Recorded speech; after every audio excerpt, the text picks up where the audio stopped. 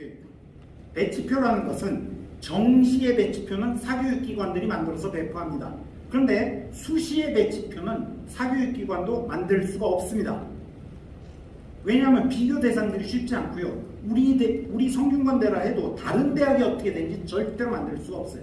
그런데 우리는 우리의 결과는 다 갖고 있으니까 이것을 갖고 만든 전년도 결과가 나온 배치표입니다. 그래서 이렇게 보시면 됩니다. 지금 하나하나 조금씩 읽어드리겠습니다. 글로벌 경영이 제일 높고 글로벌 리더, 글로벌 경제 순으로 돼서 글로벌 경제가 상당히 약세고요. 지금 보시면 사회과학 계열이 굉장히 높습니다. 이거는 작년에 사회과학 계열의 학생부 종합의 인원이 너무 작았어요. 그래서 너무 높이 올라갔고요. 올해는 제가 분명히 말씀드립니다. 이건 이 정도까지는 절대로 안 갈 거고요. 한 이 정도 수준으로 저는 떨어질 걸로 예상하고 있습니다. 그럼에도 불구하고요. 사회과학 계열과 경영학을 비교하면 일반적으로 경영학이 정시엔 높아집니다. 그런데 지금 보시면 수시에는요. 아이들이 제가 선호도로 본다 그랬잖아요. 선호도를 딱 보면 글경 가고 싶잖아요. 그러면 경영을 안 쓰게 됩니다. 이래서 이런 차이들이 난다. 그러니 입시를 내가 하는 입장에서는 이런 것들을 다 읽어내야겠다 생각하시고 그 다음 사회과학에 뭐 상대적으로 인기 있는 것들이고요. 그리고 나서 교육학이 사범대에서 꽂히게 됩니다. 그리고 인문과학 계열이 여기 나타나고요. 인문과학의 학과들을 하고 그리고 사회복지학 같은 사회과학에선 조금 약한 그런 데가 나오고 있습니다. 그리고 나서 우리를 대표하는 학과인에도 지금 이렇게 나오고 있습니다. 이건 뭐 쉽습니다. 왜 이런지. 우리 아이들 그냥 한문 뭐 이런 거 싫어하죠. 그 다음에 태어나서부터 어머님들이 우리 아이에게 제대로 된 교육을 시키며 하면서 설마 천자문부터 가르치신 건 아니잖아요. 그러니 이건 이렇게 되더라고요. 그래서 준비한 사람이 적으니까 뭐 이런 현상은 나타납니다. 그리고 나서 지금 영상과 의상인데 천만 영화 시대에 열리면서 영상은 높이 올라가 있습니다. 그리고 의상은 조금 처지고요. 스포츠과학은 스포츠 마케팅을 하니까 생각보다 아주 낮지는 않고 어느 정도 붙어 있다라고 생각하시면 되겠습니다. 그럼에도 제일 낮긴 하죠. 다음은 자연계입니다. 자연계는 뭐 당연하게도 위에 과가 제일 높이 있죠. 그 다음에 약학이 있습니다. 그리고 나서 반도체 글밤의 소프트웨어 순으로 형성되고 여기는 뭐 AI 이런 것들 때문에 글로벌 융합학부도 상당히 높은 포지션을 잡고 있는데 작년에 조금 제가 놀랬던 게 공학하고 전자전기인데 전자전기가 일반적으로는 조금 낮은데 왜 그러냐면 뭐 반도체, 소프트, 근육 이런 거에 그 반사 효과 때문에 낮은데요. 의외로 전자전기가 작년에는 뜨거웠던 것 같아요. 제 생각에는 뭔가 뭐 IT 뭐 말이 많아지면서 이렇게 뜨거워졌고 그래서 좀 높이 형성되어 있습니다. 그리고 자연과학 계열이 나타나고 여기 이제 생수물화 나오고 수학 교육이 선생님 되기가 쉽지 않으니까 아무래도 조금씩 자연계에서는 또 다른 학과들도 취업이 잘 되다 보니까 이렇게 나오고 있습니다. 물리학은 이래서는 안 됩니다. 그 다음에 이제 건축 쪽이 약하고 지금 보시면 이게 컴퓨터 교육이 한때는 여기까지 내려갔었어요. 근데 이제 조금씩 IT 쪽 있는 건 높이 올라간다. 컴교의 경우에는 선생님 되기도 이거 제일 좋은 데입니다. 서울 시내 그 컴퓨터 교사를 원하는 학교 대비 배출하는 인원이 워낙 적어도요. 여기는 워낙 쉽게 선생님도 되는 거예요. 그래서 어쨌든 이 정도 위치로 보시면 되고 스포츠 과학이 좀 많이 쳐진 이유는 생리학 같은 거에서 교수님 해라 해도 의외로 자연과학 애들은 여기에 흥미가 있는 사람이 적습니다. 자, 그 다음에는 이제 대학 소개를 해드릴 텐데 대학은 어떠세요? 대학은 이제 결정이 딱 되셨나요? 성균관대 쓰실 거죠? 이렇게 말씀드려도 사실은 어디 쓸까 이렇게 파도처럼 이렇게 왔다 갔다 좀 하시잖아요. 그래서 이런 것들도 한번 생각할 수 있는 가이드라인은 저는 있어야 된다고 봅니다. 자, 그래서 대학이 뭐냐 하면 이제 생각을 한번 해보죠. 저도 대학에 있지만 대학이란 건 결국은 지식이 굉장히 많은 분야의 것들이 들어오고 거기서 창출도 되고 나가고 교류도 하고 뭐 그런 곳이에요. 그래서 대학을 제가 그냥 딱 보면 대학들이 이제 여러 가지 종류의 대학이 있죠. 뭐 어떤 과학 중심 대학도 있고 종합대학도 있고 여러 가지 대학이 있는데 그것들의 모습이 저는 공항 같다고 생각해요. 그래서 이 공항의 경우에 레인이 하나 있는 공항이면 굉장히 서비스도 잘 되고 좋은 공항이라 할지라도 올 수 있는 곳도 직접적으로 올 수 있는 곳도 적고 직접적으로 갈 수 있는 곳도 적어요. 그러다 보니까 굉장히 높은 정도의 지식이 있을 수는 있는데 그것이 다양하게 주어지지 않습니다. 그런 면에서 보면 4차 산업혁명 시대라는 건 워낙 다양한 학문 분야들이 모여가지고서는 어떤 것들을 형성을 해내기 때문에 제가 보기에는 공항도 허브공항 같은 모습이 중요하고요. 그래서 대학도 마찬가지로 지식의 허브 플랫폼 같은 데를 형성을 해야 됩니다. 그래서 아까도 말씀드렸지만 인문, 자연, 공학, 예술 온갖 걸 총망라해서 지식들이 들어오고 나가고 그 안에 머물기도 하고 창출되기도 하고 교류도 하고 온갖 것들이 나타나는 이런 형태를 띄어야 된다고 저는 생각합니다. 그리고 여기에 지식의 수준은 높아야죠. 어느 한 개만 높은 게 아니라 이게 전체가 다 각각이 높아야 되는 거고요. 그 높은 것을 유지하고 또 지식을 대학이 창출해야 되니까 창출하는 것은 결국은 연구를 통해서입니다. 그래서 여러분들이 최상위권 대학에 무슨 설명회를 가면 연구 중심 대학을 하겠다라고 할 거예요. 또는 연구 중심 대학이다라고 선언을 할 겁니다. 그래서 그 여부는 꼭 보셔야 되고요. 연구 중심 대학을 한다는 건 연구를 잘하는 건데 어느 대학이나요 연구를 잘합니까 하면 잘합니다 합니다. 그건 맞는 얘기예요. 왜 그러냐면요 교수님들 개개인으로 와서는 어느 대학을 가셔도 대한민국의 대학에도 훌륭한 연구 잘하는 교수님 계세요. 개개인은 정말 훌륭한 분들이 많아요. 그런데 중요한 건 제가 지금 대학을 얘기하고 있고 그것이 교육에도 영향을 미쳐야 된다고 그랬으니까 그런 레벨로 오면 각 분야들이 다 높을 거고 그렇게 되다 보면 대학 랭킹에 연구가 최고 세게 반영되기 때문에 그 반영된 데서 잘해야 된다 이거죠. 그래서 랭킹 얘기를 해야 된다 여기는. 그리고 연구 중심 대학이라는 건 연구만 잘하는 데는 절대로 아니다. 연구를 잘하는 그 결과를 가지고 아이들에게 잘 가르쳐서 교육으로 환원을 해주고 다시 교육을 잘 받은 아이들이 연구에 가서 최고의 결과를 내는 이 선순환 구조가 빠르고 정확하게 형성이 되어 있는 대학이 연구 중심 대학. 그래서 이 점들을 여러분들이 보셔야 되는 거고요. 그래서 이 연구와 교육의 주체가 바로 교수님들인 거죠. 그래서 교수님들을 항상 보셔야 되는데요. 전임교원 확보율을 보여드리면 종합대학에서는 서울대, 성균관대, 연세대수입니다. 그런데 이것이 10년이 지나도 안 바뀌고 있어요. 늘 말씀드려요. 교수님을 100분, 200분 모시지 않는 한 이 숫자가 바뀔 리가 없기 때문이죠. 그래서 이 숫자들은 어떻게 바뀌나를 늘 추이를 보셔야 되고요. 모신 교수님들 연구 잘해야 된다고 했습니다. 그러니 연구의 질을 봐야 되는데 지난 10년간 상위 1% 놈은 한국연구재단에서 아예 연구했습니다. 그 결과를 보여드리면 종합대학에서 이건 전체 대학에서 서울대, 성균관대, 연세대 순입니다. 그리고 이렇게 연구를 잘했으면 당연히 그 대학은 뭘 하려고 그랬어요? R&D 따로 갑니다. 연구비 따로 가는 거죠. 그 사업 중에서 제일 큰 게 뭡니까? 단분일의 최대 사업이라는 브레인코리아 21 사업이고요. 이거 1년에 4천억 넘는 예산이고 7년간 하니까 한 3조 가까이 육박하는 예산이다. 자기가 연구중심 대학이라고 생각하는 데는 전부 총력전하게 돼 있어요. 그래서 총력전한 결과를 보면은 그 결과도 서울대, 성균관대, 연세대 순이다. 자 이렇게 총력전을 다해서 바뀌었다 그러면 국내에서 이거 평가하신 교수님들도 최고 교수님들이 평가하신 거예요. 그러니 당연히 해외에서 봐도 비슷한 거죠. 그래서 세계대학 순위를 봐도 타임즈 하이어 에듀케이션의 올해 국내 종합대학 순위를 보시면 서울대, 성균관대, 연세대 순위입니다. 그리고 이 순서는 교수님들 전체를 바꿔야 되고 퀄리티도 바꿔야 되니까 그건 쉬운 일이 아니더라 이거죠. 그래서 한두 해 성적이 한두 칸 오르락 내리락 할 수는 있지만 전체적인 트렌드는 그냥 간다라고 생각합니다. 자 그리고 나면 해외에서 보는 눈이 달라지겠죠. 그게 바로 US 뉴스 앤 월드 리포트지에 있는 연구실적 평가 같은 건 해외 교수님들이 우리 대학을 어떻게 보느냐죠. 우리 대학의 연구들을 우리나라를 어떻게 보냐 보면 이렇게 서울대, 성균대, 연세대 근데 이렇게 봐요. 얼마 차이가 안 나지만 저희는 이걸 보여드리면서 저는 굉장히 아쉽습니다. 저는 꼭 여러분들의 자녀를 받아서 1위를 하고 싶습니다. 그래서 여러분들의 자녀와 함께 1위를 하고 또 교육에서부터 그것을 실현하고 싶습니다. 그래서 교육은 우리들 자녀에게 최고의 교육을 시켜서 꼭 이것으로 대한민국 최고의 연구중심 대학이 되도록 하겠습니다. 교육을 가지고 또 제가 자랑하자 그러면 워낙 많아서요. 제가 오늘은 짧게 글로벌 역량만 갖고 설명드리겠습니다. 글로벌 역량의 경우에는 저희가 세 가지를 소개를 드릴 텐데요. 글로벌 석학 강의를 확대하겠다. 두 번째, 국제 학위 학기를 완전히 내년에 정상화시키고 유지를 하겠다. 그 다음에 교환장학 프로그램을 확대하겠다.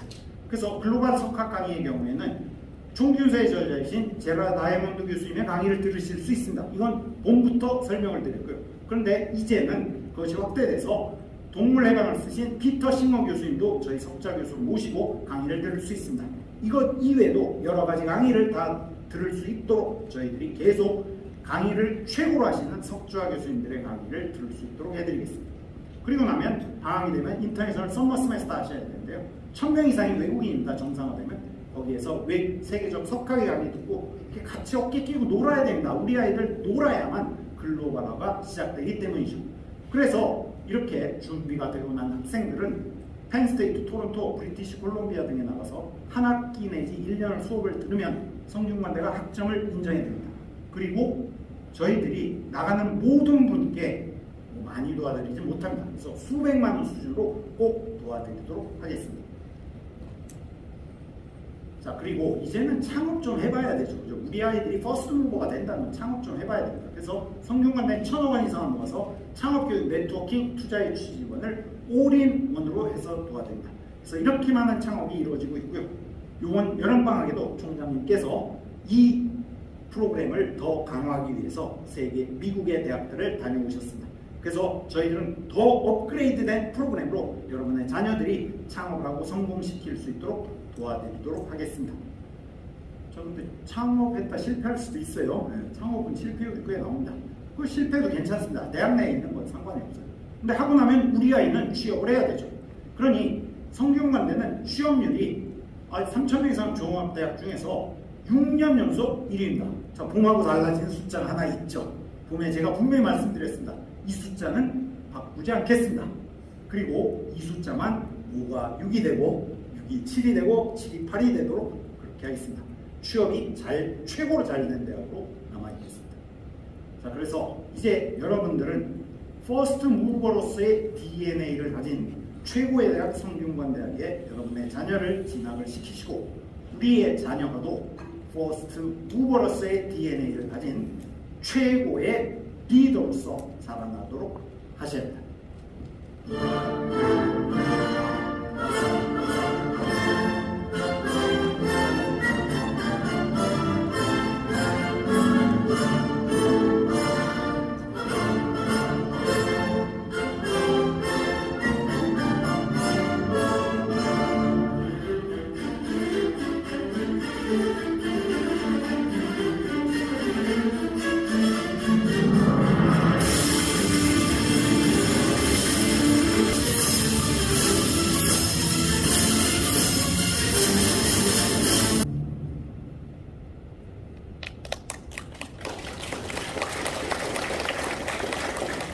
저희 이 PT도 그렇고 이런 영상들도 그렇고 저희는 업체에 맡기지는 않습니다. 학생들이 이거 만들어주거든요.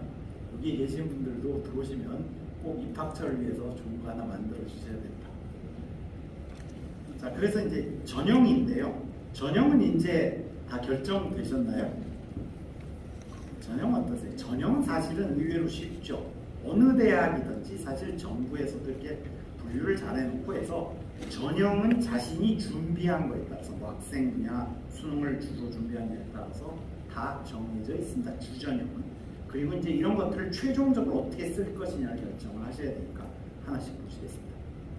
자, 그래서 제가 논술 전형, 실기 실적형, 학생부 종합, 학생부 교과 순으로 전형을 설명을 드리고 그 이후에 여기에 있는 각종 데이터를 분석해드리고 6장의 카드를 어떻게 쓰시나까지 설명을 드리도록 하겠습니다. 자, 그래서 제일 먼저 논술 전형입니다. 논술 전형은 10%가 조금 안 되는 360명을 모집을 합니다. 그래서 360명의 인원이 인문계와 자연계에 쭉 배치가 되어 있는데 이 숫자들을 여러분들이 오늘 끝나고 나면 다 이해를 하셔야 되는 거고요. 그래서 의예과도 올해 5명을 선발한다. 이렇게 이해하시면 되겠습니다. 자, 그래서 수능 최장력 기준이 있다. 그거를 명심을 해두셔야 되고요. 수능 최장력 기준은 인문, 사회, 경영의 경우에 기본적으로 탐구는 사탐 2과목하고 뭐가 있어요? 제휴의 뭐가 있어요? 그러면 3개 중에 1개 제일 잘한 걸 고르시면 됩니다. 극단적으로는 그러니까 199면 1이 되는 거예요. 그냥. 그래서 그걸 하나 골라서 4과목을 만들고 4과목 중에 제일 못한 거 하나 버리고 3개의 등급합이 6등급이 되면 됩니다. 그 다음에 두 번째로 그 다음에 예로 들어드리면 인문과학 계열의 경우에 이 아이는 이렇게 해서 들어왔어요. 그 다음에 경영학에 온 아이는 국수탐이 괜찮습니다. 그래갖고 이렇게 맞춰서 들어온 경우가 되겠습니다. 괜찮은데도 수학은 3등급 뭐 이런 거죠. 작년부터 이제 통합 수능이 되면서 수능 최저를 인문계가 맞추는 게 수학에서 지금 난리가 난 상황이라고 보시면 됩니다. 그 다음에 글로벌 학과들은 똑같은 조건이에요. 4개에서 등급합이 하나 작은 5를 맞추셔야 됩니다. 그래서 글로벌 리더학에 작년에 온 아이도 지금 보시면요. 어떻게 맞추냐면 이렇게 되면요. 이렇게 맞추죠. 지금 보시면 2, 1, 2 이렇게 맞추죠. 지금 보시면 그냥 수학하고 탐구 다 망쳤어도 이런 건 이제 전략적으로 쓰고 있는 거예요. 글로벌 경제에 온 아이는 이렇게 맞췄습니다. 이 아이는 지금 국탐 0으로 맞췄는데 지금 보시면 수학이 버려진 아이들이 많았다. 예측한 대로였다라고 생각하시면 됩니다. 그 다음에 자연계의 경우 조금 나와서요. 과탐을 다행히 분리를 해놔가지고 이렇게 5과목 중에 2과목 버리고 잘한 거 3개 가지고 6등급을 맞추시면 됩니다. 그래서 공학계열에 온 이 아이는 지금 보시면 9번 국민평균이잖아요. 그래도 뭐 이렇게 수과 가지고 맞추면 저는 좋아하는 아이고요. 그 다음에 자연과학 계열에 오는 이 아이도 지금 보면 국수 0을 갖고 이렇게 맞추는 아이. 이건 아마 과탐 하나를 망친 것 같아요. 그 다음에 반도체, 소프트, 글밤의 약학의 경우에도 지금 보시면 5개에서 똑같은 조건 하에서 5로만 바뀐다라고 생각하시면 되고 이 아이의 경우에 반도체 시스템도 이렇게 지금 보시면은 그건 어떻게 이렇게 다 못하냐. 어쨌든 그렇고요. 약학의 경우도 지금 보시면 약학의 경우 아이들은 기본 실력들은 좋은 것 같아요. 이렇게 2, 2, 1 이렇게 맞추는 이게 잘하는 애잖아요. 그래서 이렇게 해서 통과했습니다. 자, 의예과입니다. 의예과는 과탐을 평균을 냅니다. 평균 내서 4과목이 됐고 4과목이 5를 맞추셔야 됩니다. 그래서 어떻게 맞추느냐? 제일 먼저 여기 지금 과탐 2, 3 보이시죠? 그럼 2.5 평균이고요. 제가 여기 2등급 드려서 이렇게 패스하게 됩니다. 그리고 여기에 온 아이도 이게 1.5가 평균이 나면 1을 제가 드려요. 이렇게 해서 맞추게 됩니다. 자, 그래서 반영 비율의 경우에는 논술 60%였어요. 이건 전년도에. 그리고 학생부 40%인데 올해는 논술 100%로 바뀌었습니다. 그래서 논술 시간도 100분이니까 이건 수능 최저 지금 맞췄다 하면은 100분의 인생 역전 내는 전형입니다. 논술은 원래 그런 거예요. 아까 그 등급들을 보시면 느껴지시잖아요. 저 등급 갖고 이제 정시온 애는 거의 없다고 보시면 돼요. 자, 그러니 11월 17일은 무슨 날이죠? 수능일이죠. 목요일날 수능 치러 아이들이 갔죠. 어머님은 데려다 주시고 아마 어머님 아버님들 집에 오시거나 하면은 어머님들 뭐 하십니까? 기도하셔야죠. 꼭 기도하셔야 됩니다. 제가 10년 이상을 지켜보면 수능 만점 맞은 사람은 그 전 부평까지 결과를 보면 도저히 만점 맞을 것 같지 않던 아이들이에요. 그런데 만점이 나온다. 그건 설명할 수가 있는 게 딱 하나밖에 없어요. 어머님의 기도 탓이었어요. 그래서 어머님들은 하루 종일 꼭 기도를 하셔야 됩니다. 그래야 우리 아이가 수능 만점이 나올 테니까요. 무슨 하루 종일 기도하시면 안 돼요. 기도는 하시는데요. 빨리 끝내시고요. 지금 우리 아이의 수능이 시작된 순간부터 나는 이제 수시가 시작됐다고 생각하시면 돼요. 면접을 비롯해서 논술, 뭐 온갖 것들이 그때 시작되잖아요. 수능 전에는 별게 없고요. 수능 후에 대부분이 시작돼요. 그러니 그렇게 생각을 하시고 준비하셔야 됩니다. 제일 먼저 논술 전형의 경우에는 손표 준비하셔야 됩니다. 손표 가지고 우리 아이가 수능 치러 갔나요? 아니에요. 논술 수험표 어디 있는지도 모르십니다. 그때쯤 가면. 그러니 꼭 챙겨두셔 딱 꺼내드셔야 됩니다. 그 다음에 필기구를 성균관 내는 흑색, 청색 다 사용 가능하니까 우리 아이가 평소에 쓰던 걸로 잘 준비를 많이 해주셔야 돼요. 제가 충분히 준비해 주십시오 하면요, 지우개 딱 2개 준비해 주세요. 그러면 하나 바꿔서 뒤에 하나 빌려주고 자기는 쓰다가 또 떨어뜨려갖고 찾고 있어요. 괜찮습니다. 5개 해주세요. 가산축 안 나신다. 그리고 논술 전형 가이드북 오늘 드렸죠. 이걸 그때 꺼내 드시라는 거예요.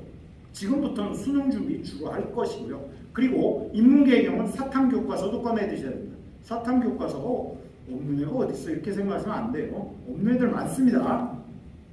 막 EBS 하고 막 이러다 보면요 버려갖고 어디인지 몰라요. 그래서 꼭 사회문화부터 시작해서 꺼내 드셔야 됩니다. 그 다음에 수능시험이 이제 끝났어요. 수능시험 끝나면 어떻게 하실 겁니까? 여기 특히 남학생들도 와있는데 어머님 아버님 어떻게 하실 거예요? 우리 아이 그동안 게임도 못하고 참 12년 동안 고생 많았다. 그러니 가서 롤이나 우악 한판 하거라. 이러시면 안 됩니다. 이것도. 왜요? 빨리 오라 그래서요. 수험표 뺏으셔야 돼요. 수험표 뺏으시면 뒤에 가채점 해온 게 있어요. 이걸로 가채점을 빨리 하셔야 돼요. 그러고 나면은 조금 가채점 하고 조금 있으면은 이제 사교육기관들이 등급컷 뭐 이런 것들이 발표가 되면 천천히 맞춰 보셔야 돼요. 그런데 이런 경우도 있을 겁니다. 우리 아이가 일생에서 가장 서럽게 울지도 모른다. 그러니 그런 것들을 잘 마음을 추스리시면서 잘 하셔야 된다. 자, 그 다음에 수능시험 이제 치고 났으면 그 다음날 이제 됐겠죠. 일단 아이를 잘 재워야 되는 거고요. 금요일이 되면 오전이 되면 어떻게 해야 됩니까? 오전에는 이제 드디어 수능 최저 충족 여부가 거의 확인이 끝납니다. 사교육기관들로부터. 그래가지고 논술 시험을 갈 건지 말 건지 결정을 하셔야 돼요. 여기서 오시면 KTX나 SRT는 우리 좀 멀다. KTX 타고 서울역으로 오셔야 돼요. 그러면 그거 끊으셔야 되잖아요. 그래서 논술 시험 응시역으로 하는데 2가지 사람들은 안 오겠죠. 수능 최저가 전혀 안 되는 경우. 오셔야 소용이 없으니까. 또 하나는 수능을 너무 잘 본 경우. 그 경우도 패스할 수도 있습니다. 그래서 이런 경우들을 이제 결정을 하셔야 되고, 제가 또 하나 말씀드리면, 그럼 뭔가 좀 설명회 같은 걸 한번 듣고 싶으시잖아요. 그 배치표라도 좀 봤으면 좋겠잖아요. 그게 제가 아는 한은 종로학원밖에 안 나와요.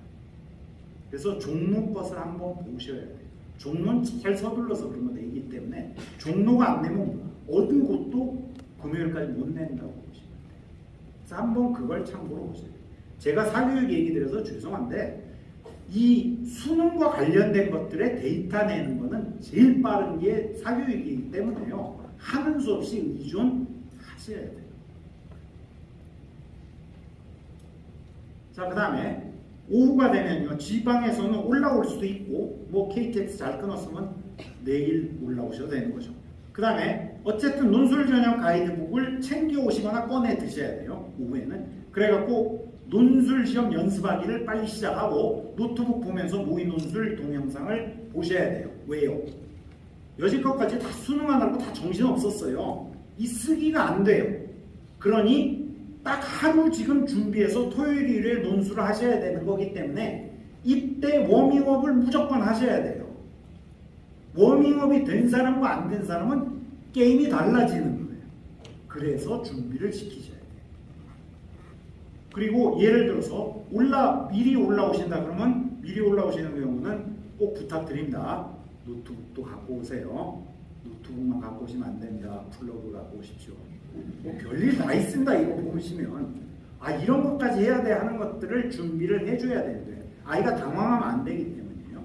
자, 그 다음에 드디어 시험일이 됐습니다. 그럼 지금쯤은 한번 시험 시간표 확인하시고요. 그죠? 그리고 일요일 날도 이렇게 있죠. 그래서 우리 아이는 성균관대 자연계칩니다. 그러니 이틀이 준비할 수 있어요? 아니에요.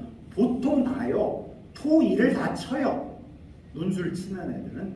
그래서 금요일 하루밖에 없다는 겁니다. 자, 그리고 나면 어떻습니까? 일요일이든 토요일이 이제 논술 시험 치러 나타나시겠죠. 나타나시면은 빨리 오셔야 돼요. 그래서 입실 시간보다 좀 빨리 도착하셔야 되고요. 대중교통 이용하라 그러지만 뭐 주위에서 자차 있으시면 자차 이용해도 좋습니다. 자차 이용 경우에는 한 가지만 제가 부탁드릴게요. 운전자 이외에 동승자가 한 분 더 있으신 게 좋습니다. 왜 그러냐면 갑자기 이제 타고 오면은요 이렇게 두드리면서 하차하차 그래요.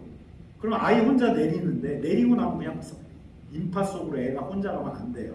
그래서 이렇게 어머니든 아버님이든 한 사람 같이 내리서 이렇게 뭐 형님도 좋고 누군가 이렇게 약간 위로하면서 교육까지 보내줘요. 그건 제가 부탁을 드립니다. 그리고 저 자신도 조금만 택시 타고 오는데 늦게 오면요 뭐 해화동 로타리부터 그냥 걸어 들어가야 된다. 별수 없어요. 그래서 그렇다. 저조차도 거기 뭐 안에 들어가서 내리지는 못한다고 생각하시면 돼요. 그리고 조금 일찍 오시면 이제 그 식사나 커피들 그런 얘기들이 나올 텐데 그건 걱정하지 마십시오. 성균관대는 제가 직접 다니면서 전부 여시라고 공문 보내고 난리칩니다. 그래서 다 커피도 잘 드실 수 있고 그렇게 해드리겠습니다. 그런 건 다 해드릴게요. 저희. 왜 그러냐면 특히 지금도 교문을 막을 가능성이 많아서 그래요.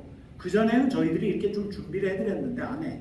지금은 아이의 부모님들하고 이 시험 친 사람 이외에는 올해도 코로나 때문에 못 들어오게 할 가능성이 있어요. 그러면 바깥에 계셔야 돼요.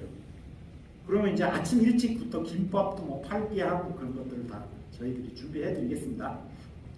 성균관대 입학처 공부하는 것도 참 힘든 것 같아요.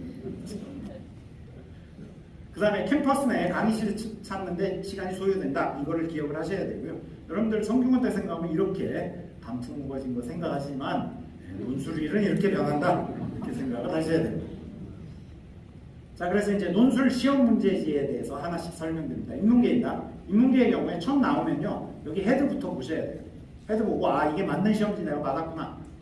뭐 그렇겠지만 체크는 한번 0.1초 하시고 그 다음에는 문제가 딱 나오면 아 제시문이 몇 개냐를 읽어야 되고요. 그 다음에 주제가 뭐냐 이 두 가지를 딱 빠르게 읽어내셔야 됩니다. 그래야만 내가 딱 이제 글을 볼 때도 아 어떤 입장 두 개로 나뉘겠구나 하고 되는 거고요. 그 다음에 사회문화 교과서 비롯해서 뭐 EBS도 출제하고 여러 가지 학자들의 저술을 해서 출제를 합니다. 근데 지금 포인트는 제가 보기에 여기 있어요. 작년까지 3에서 5개였는데 4개로 줄었어요. 그 얘기는 뭐냐면요. 수능 국어가 지금 길이도 길어지고 어렵죠. 여기 아버님들 와 계신데요. 꼭 자녀분의 수능 국어 문제 한번 풀어보십시오. 80분간. 아이들의 얼굴이 갑자기 빛나고 우리 아이가 이렇게 뛰어난 애였나 이렇게 생각이 되십니다. 이게 국어를 아이들이 국어를 굉장히 잘해요. 그래가지고요. 길이가 이제 점점 저희들도 길어진다라고 보시면 되고요. 그 판단은 하셔야 됩니다. 다음으로 이제 2번에 가면 뭐 데이터나 그래프 이런 것들이 주어지면서 그 사례들을 가지고 연계를 해서 이제 지지 또는 비판 이런 것들을 하도록 요구를 보통 받습니다. 그 다음에 세 번째 문제는 이제 두 가지 입장이 있었잖아요. 그래서 문장들을 다 갈라놨으니까 그거를 선택해서 자기가 정당화하도록 합니다. 자신의 선택을. 근데 이때 제가 하나만 주의를 드려요. 뭐냐면 보통 뭐 예전에 나왔던 주제로 생각하면 백의와 숙제 이런 거 있잖아요. 그래서 그분들이 과연 이 뜻을 꺾고 그 영합을 영합이라고 하면 좀 이상하지만 어쨌든 정치를 하러 나갔어야 되냐 아니면 계속 거기서 그 묻혀 있었어야 되냐 그러면요 어디가 많을 것 같습니까? 예전에는요 그거 할 때는 나가야 된다고 훨씬 많아요. 왜 튀어야 된다고 생각해요 아이들이 본능적으로 이게 나오면은 자꾸 자신의 입장이 소수의 입장이 돼야 유리할 것처럼 착각을 해서 하는데 그렇지 않습니다. 우리 아이들에게 꼭 기억하게 하셔야 되는 건 논리다. 그러니까 무조건 내가 그동안 지금 앞에서부터 쭉 읽어온 걸로 가서 어떤 입장을 지지해야 더 논리적으로 설득력이 있겠구나. 그거 갖고 판단하는 거예요. 요거는 기억을 해두셔야 돼요. 자, 그 다음에 인문계의 경우 1번, 2번, 3번이 그래서 하나 첫 번째 건 문장 주고 요약 그리고 분류죠. 그 다음에 두 번째는 비판적으로 평가하거나 설명을 해야 되고 의견 대안을 제시를 해야 된다. 이렇게 세 문제로 구성이 되어 있습니다. 다 책자 안에 있긴 있습니다. 그리고 답안지 이걸 드렸고요. 이 답안지가 바로 그 나눠드린 논술 책자 안에 있어요. 책자 안에 있으니까 이걸 띄어서 마지막 날 이렇게 이제 실전처럼 해보시라는 뜻입니다. 그 다음에 인문계의 경우에 이제 답안 작성 요령이 있는데 글씨는 좀 잘 쓰세요. 요새는 잘 씁니다. 그리고 표와 그래프 뭐 이해해라. 문장 명확 간결해야 된다. 이거야 당연한 거고요. 여기 창의성 지향은 제가 아까 말씀드렸어요. 튈라 그럴 필요 없습니다. 요새는 국어에서 시작된 저 흐름은 정확히 논리 구사만 하는 거죠. 극단적으로 말씀드리면 저희 세대는 만해 한용운의 님의 침묵 님 그러면 이꼴 조국 이렇게 외우잖아요. 요새 조국이라고 쓰면 틀릴 겁니다. 왜냐하면 전문가가 그러니까 문학학을 하시는 분이 만해 한용운에게 있어서 님은 뭐였고 뭐 조국이었고 하지 않는 한 그냥 님은 님인 거예요. 그렇게 있는 그대로 워딩을 해석하는 논리를 구사하도록 되어 있다는 점을 잊지 마시기 바랍니다. 자, 그래서 논술 실제 답안 보여드립니다. 뭐 촬영하셔도 됩니다. 일단 보시면요, 글씨 잘 썼죠. 뭐 지금 한 칸씩 드렸으니 뭐 완벽하게 하고 있습니다. 지금 두 번째 정도 이렇게 되고 이건 합격한 답안지입니다. 그래서 이거 가지고 한번 보시면 되겠습니다. 나중에 혹시 지금 촬영 못하시면요, 끝나신 뒤에 다시 촬영할 수 있도록 해드리겠습니다. 자, 그 다음에 채점 지침입니다. 문제 해결이 자료를 당연한 얘기죠. 논리 전개 구성 잘 되는가, 표현 및 어법 준수하는 거예요. 이건 뭐 당연한 거예요. 그 다음에 논술 가이드북에 온갖 얘기들이 다 쓰여 있고 이게 다 출제자들이 하신 얘기니까 한번 보시는 게 좋습니다. 마지막에. 그 다음에 자연계입니다. 자연계 논술은 제가 올해부터 범위가 수학으로 한정된다 그랬죠. 그래서 수학이란 걸 기억하셔야 되는데 더 기억하셔야 되는 건 뭐죠? 수학 전범위가 아니라 수능 공통문항 범위다. 그래서 1번에서 22번까지 수학 교과로 따지자면 공통수학 수원 수투에서만 출제된다라고 기억하셔야 된다. 그런데 어디를 찾아보셔도요, 요렇게 쓰여 있는 데는 없어요. 그리고 수학에서 출제된다고만 되어 있을 거예요. 그 이유는 저는 출제를 많이 해봤고 출제 교수님을 안 믿습니다. 안 믿는다는 뭐냐면요, 교수님들한테요, 미분 그러면 사실 미적분은 공통에도 있어요. 다만 다항함수의 미적분이고 초월함수의 미적분이 우리가 미적분이라고 부르는 이공계들이 하는 선택 과목이에요. 그런데 교수님들은 뭐 편미분까지 해서 제가 보기엔 아무 개념 없어요. 왜냐하면 워낙 높은 연구를 하다 보니까는 그냥 별 생각 없이 뭐 하시다 보면 넘어가요. 그래서 제가 잘못해서 이걸 요렇게 딱 지어놓으면요, 저희 교육부로부터 제재받을 수가 있어요. 그래서 고등학교 교과 전체라고 해요, 저는. 근데 그러면 그러다가 넘어가면 우리 애가 큰일이잖아요. 여기서 들으신 게. 근데 걱정하지 마십시오. 고등학교 선생님 들어가십니다. 고등학교 수학 선생님 들어가서 다 컷하세요. 이 전문가예요. 그런 거 컷하는. 그래서 다 컷하니까 아마 뭐 100만 분의 1 이하로 여기서만 출제될 겁니다. 그렇게 생각하시면 되겠습니다. 그래서 여기서만 출제된다고 생각하셔도 좋습니다. 자, 그 다음에 문항, 세 문항이 수학도 출제됩니다. 그러니 한 문항당 33분, 그죠? 맞습니까? 이렇게 보시면 안 됩니다. 지금 보시면요, 소문항이 9개, 10개예요. 그러니까 소문항 중에 몇 개를 풀어내느냐, 이 게임이다라고 생각을 하셔야 됩니다. 자, 그래서 자연계도 마찬가지로 시험 문제 받으시면요, 여기 지금 헤드부터 체크하시고요. 그리고 나서 내 시험지 맞구나 하면 그 다음에 문제 읽으실 때 여기선 딴 거 볼 거 없습니다. 제시문이 몇 개냐, 소문항이 몇 개냐, 소문항이 몇 개냐를 특히 보시고요. 그러고 나서 제시문들이 딱 나오면 제시문을 보통 우리 아이들이 턱턱턱턱 봅니다. 우리 아이들 딱 보면 다 뭔지 알아요. 그래서 여기서 해야 될 건 이걸 읽으면서 지식을 받아들이는 게 아니고 우리 아이들이 어느 단원에서 지금 출제가 되고 있구나 하면서 부팅을 하는 거예요. 한 개당 뭐 한 몇 초씩만 탁탁탁 보면서 다 부팅에 올릴 겁니다. 그래야 이제 어떻게 내가 문제를 다뤘고 하는 생각들이 올라오거든요. 그리고 나면은 이제 소문항들을 풀어간다. 그래서 그 소문항 중에 9개 내지 10개 중에 몇 개를 푸느냐 게임이다라고 생각을 하셔야 됩니다. 자, 그래서 출제 이 문제 유형이나 난이도가 어느 정도 되느냐? 그러면 교과서 기반 주제 및 제시문 출제, 이건 맞습니다. 이건 분명하고요. 수능 응시자라면 문제 풀이 가능한 난이도, 어디서나 들으시는 얘기죠. 그죠? 조금 더 익숙한 문장이 있으세요. 이 문장입니다. 출제위원장님이라면 누구나 쓰시죠. 여기다 수능으로 바꾸면 딱 수능 출제위원장님 문구시죠. 그죠? 그래서 이 문구를 딱 보고 그렇구나 하시면 안 되죠. 왜냐면 우리 아이는 이렇게 돼요. 네. 한번 생각해 보세요. 수능 수학은 범위를 지켜요. 그런데 수능 수학에 만점 나오거나 또는 킬러 한 2개 빼고 다 맞는 원점수 92점까지가 몇 명이나 있는 생각해 보세요. 쉬운 게 아니라고요. 그런데 우리 아이들이 수능은 내 준비해서 하는 거고 논술은 갑자기 하는 거예요. 그런데 써야 돼요. 또 논리전개까지 해야 돼요. 그러면 절대로 쉽지 않다고 생각하셔야 돼요. 그러니 이제 변별력이 나는 거죠. 저희 입장에서. 자, 그래서 요 답안지 갖고 잘 준비해 주시고요.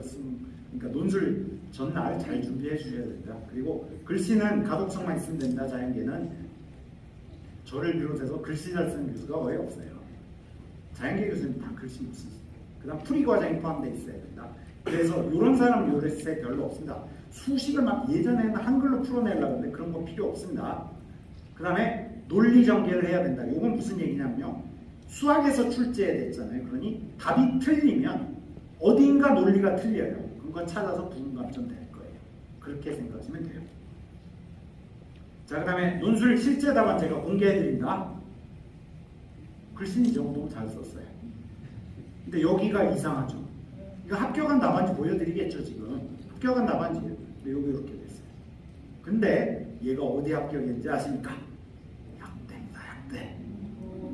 666대 1 뚫었다 그래가지고 다 쓰고 완벽히 써서 합격한 게 아니다. 절대로 애들이 수능 치고 3일 후에 논술을 보면 그렇게 안 된다고 생각하시죠. 그래서 이 정도다 라고 기억이 됩니다. 그래서 조금 자신감을 갖고 그리고 막 못 풀었다고 당황할 필요가 없다라고 생각하시죠. 그래서 채점지침입니다. 채점지침은 뭐 이런 거 당연한 거고 이것도 당연한 거고 지금 이것도 뭐 어쩌겠어요. 그냥 이렇게 써놓고 천천히 다 읽어보시겠죠. 자, 그래서 논술 가이드북 잘 활용을 역시 자연계도 하셔야 됩니다. 자, 그래서 제가 설명회 오늘 오셔서 이제 번호 주셨으니까 설명회 한 번이라도 오셨던 분들께는 제가 논술을 한 10분씩 해서 해드릴게요. 정확한 시기에 몇 가지 아주 중요한 요령을 가르쳐드리겠습니다. 성균관대뿐만 아니라 다른 데 논술 쓰시는데도 도움이 되는데 잘 모르는 것들이 많아요. 그건 제가 한번 설명드리겠습니다. 자, 그래서 9월에 13일부터 16일간 원서 접수 잘 하시고요. 수능 잘 치셔야 됩니다. 수능 최저 만족시키셔야 됩니다. 그리고 논술일 날 잘 와서 100분만의 인생 영적 꼭 내셔야 되고요. 합격자 발표 12월 15일 날까지입니다. 이날 전에 발표할 거고요. 이때 발표가 날 때 마음 비우고 계세요. 너무 합격 기대하지 마십시오. 최초 합하시면 손해보신 분들. 입시 잘하셨어요. 역시 입시는 추합이 되는 게 제 맛입니다. 마음은 굉장히 힘드세요. 그래도 추합되셔야 돼요. 다음 실기실정회입니다. 실기실정회는 저희들 107명을 모집을 합니다. 그래서 107명을 2개 전형으로 나누는데 예체능 특기자와 실기 우수자로 나눠서 뽑고요. 인원들은 각 모집 단위별로 이렇게 주어져 있다라고 생각하시면 되겠습니다. 그리고 이 경우에는 수시 모집 요강을 꼭 홈페이지에서 다운받고 잘 읽어보시기 바랍니다. 제가 왜 이렇게 설명드리겠어요? 저도 잘 모른다. 예체능 실기는. 그래서 그냥 이걸 하시고 그러니 어떻게 해야 됩니까? 모르시면 꼭 입학처의 담당자에게 전화를 하십시오. 단 말씀드립니다. 박 처장이 전화하라 그랬다. 그 얘기만 안 하셔야 돼요. 지금 담당자 화가 엄청나 있거든요. 그래서 꼭 부탁드립니다. 학생부 종합입니다. 학생부 종합은 제가